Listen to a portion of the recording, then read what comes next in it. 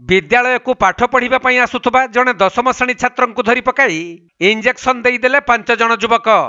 तेणु गुरुतर छात्र को सोनपुर डाक्तरखाना भर्ती कर चिकित्सा चली।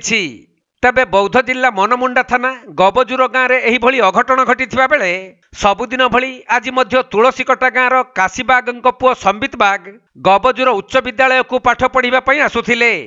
हेले स्कूल को पहुंचवा पूर्व गबजुर गाँ निकटरे हठात 5 जन अजण युवक आसी संबित को माड़ी बसी एक इंजेक्शन देइथिले।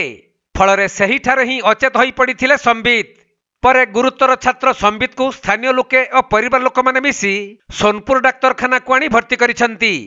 तेबे दुर्बृत्त माने किए और कहीं संबित को यही भली इंजेक्शन देले ताहा स्पष्ट होई नाही।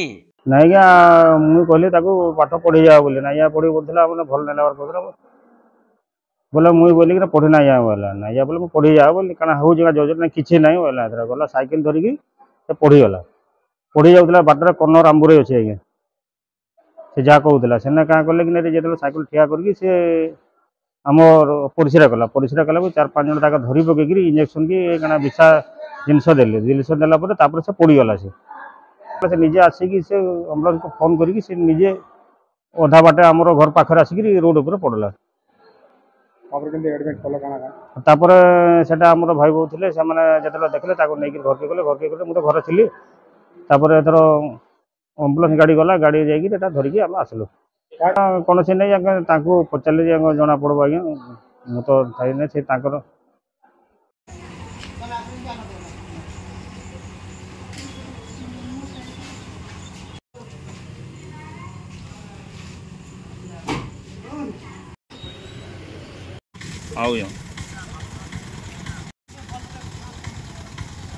सुवर्णपुर जिला प्रतिनिधि पीतांबर महापात्र रिपोर्ट कोणार्क लाइव।